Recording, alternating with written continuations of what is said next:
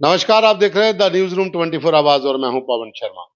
रोज हम इस समय नवी सरकार और लोगों के मुद्दे ये प्रोग्राम चलाते थे, लेकिन पिछले 3-4 दिन से जो माहौल इस समय बना हुआ है, भारत और पाकिस्तान के बीच बॉर्डर पर तनाव है और उसके चलते आम लोग जो हैं वो सहमे हुए हैं, परेशान हैं। खास करके बॉर्डर के लोग ज्यादा परेशानी में हैं, क्योंकि पाकिस्तान लगातार सीज फायर का वायलेशन कर रहा है, ड्रोन भेज रहा है, मिसाइल दाग रहा है। तो आम लोग जो परेशान है, तो इसलिए हम अभी ये प्रोग्राम जो है उसे कुछ दिनों के लिए होल्ड पर रख रहे हैं और साथ में हम डेली आपको अपडेट दे रहे हैं कि इस समय बॉर्डर पर क्या स्थिति है। आपके मुद्दे आते रहेंगे, हम उनको उठाते रहेंगे, आगे और समय मिलेगा, लेकिन फिलहाल अभी इसी समय जो जरूरत है वो ये है कि आप लोग सतर्क रहें। पाकिस्तान तो सुधरेगा नहीं, लेकिन आपको अलर्ट रहना पड़ेगा, क्योंकि पाकिस्तान किसी भी समय यहां पर हमला कर सकता है, ड्रोन भेज सकता है, मिसाइल भेज सकता है, या फिर हैवी शेलिंग कर सकता है, आरटी गन का फायर कर सकता है, जिससे सीमावर्ती इलाके के लोग या दूसरे जितनी भी रेंज उनकी है वहां पर लोग जो है वो परेशानी में आ सकते हैं। जिला एडमिनिस्ट्रेशन जो जम्मू है, इन्होंने अपनी तरफ से स्टे अलर्ट करके आपको हर जगह मैसेज दे दिया है कि जैसे ही पहला सायरन बजे और आपको लगे कि खतरे की आशंका है, और सायरन तभी बजेगा जब उनको लगता है कि खतरा है, तो सायरन बजते ही अपने घर को ब्लैकआउट करिए, जो लाइट पूरी बिल्कुल बंद कर दीजिए। ब्लैकआउट तो होगा ही होगा, लेकिन आप अपने घर के अंदर कोई भी ऐसी लाइट मत जलाइए। कैंडल भी जलानी है तो बिल्कुल इंटीरियर रूम में चलाइए कि बाहर उसकी लाइट ना आए। दरवाजे खिड़कियां अपने सारे बंद रखें, मोबाइल फोन भी साइलेंट मोड पर रखें और शांत रहें। पैनिक ना हो, रोड के ऊपर ना निकलें, घरों से बाहर ना जाएं। अगर आप first floor, second floor, third floor पे रहते हैं तो कोशिश करिए ग्राउंड फ्लोर में पूरा परिवार आके बैठ जाए, क्योंकि जब भी इसी तरह का ड्रोन या मिसाइल अटैक होगा तो वो ऊपर आकर गिरेगा, तो नीचे अगर आप होंगे तो सेफ रहेंगे। ये एडमिनिस्ट्रेशन की तरफ से एडवाइजरी भी जारी करी गई है और इसके ऊपर आपको अमल करना है, क्योंकि आप अमल कर सकते हैं, लेकिन लातों के भूत बातों से नहीं मानते, तो पाकिस्तान तो सुधरेगा नहीं। उसे रोज मार पड़ रही है।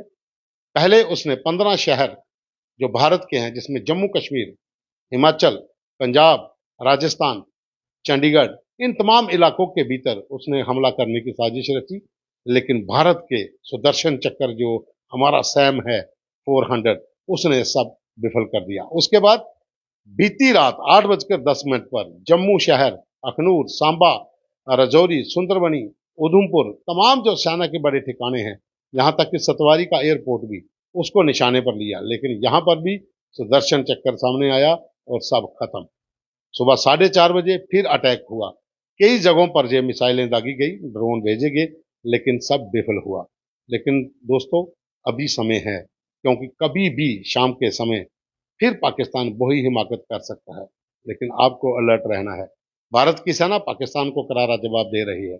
आलम देखिए कि हमारे यहाँ भारत के तमाम बड़े लीडर दिल्ली में बैठक पे बैठक कर रहे हैं, विपक्ष के लोग भी साथ दे रहे हैं, वो भी दरअसल इनके साथ बैठकों में बैठ रहे हैं। जो भी रणनीति बन रही है, तमाम जो कमेटी है, जो सीसीएस है, सीएससी है, तमाम जो जो भी संगठन बने हुए हैं, जितने भी विंग हैं, सब में जो पॉलिटिकल लीडर्स हैं वो बढ़ चढ़कर भाग ले रहे हैं। लेकिन पाकिस्तान का आलम देखिए, वहां से उनके जो लीडर हैं वो विदेशों में भाग रहे हैं, उनकी फौज के जनरल अपना परिवार बाहर भेज चुके हैं, खुद भागने की तैयारी में हैं। हमारे यहाँ पर शेर बॉर्डर पर डटे हुए हैं और लीडर लगातार बैठकें कर रहे हैं। आज जो बैठक हुई, जिसमें कि खाद्य भंडार कितना होगा, लोगों को अनाज की दिक्कत ना आए, तो शिवराज सिंह चौहान ने वो बैठक ले ली। जल मंत्री, ताकि पानी की कमी ना हो, उन्होंने बैठक ली। स्वास्थ्य मंत्री जेपी नड्डा, उन्होंने अपने स्तर के ऊपर बैठक की कि जितने भी तमाम इंडिया के हॉस्पिटल्स हैं, किसी को कोई दिक्कत ना आए, उन्होंने इस तरीके से बैठक की।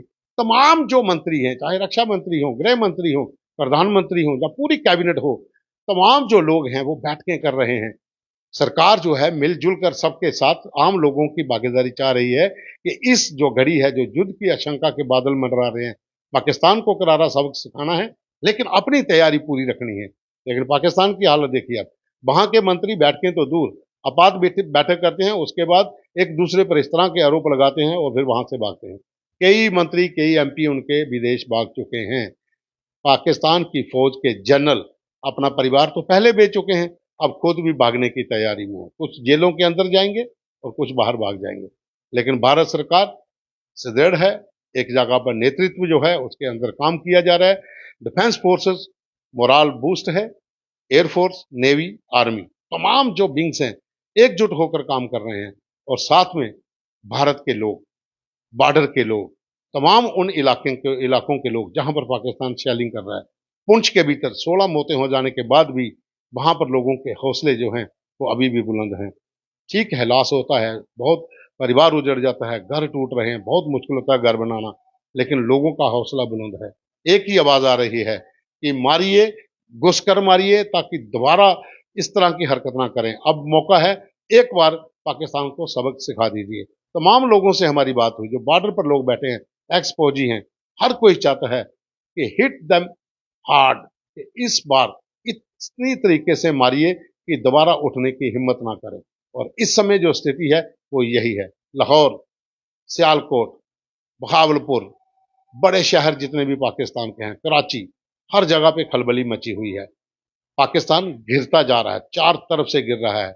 और अगर यही हाल रहा तो भारत का जो दबाव है, कहीं पाकिस्तान को चार हिस्सों में ना बांट दे, ये पाकिस्तान को समझना पड़ेगा। लेकिन सुधर नहीं रहा।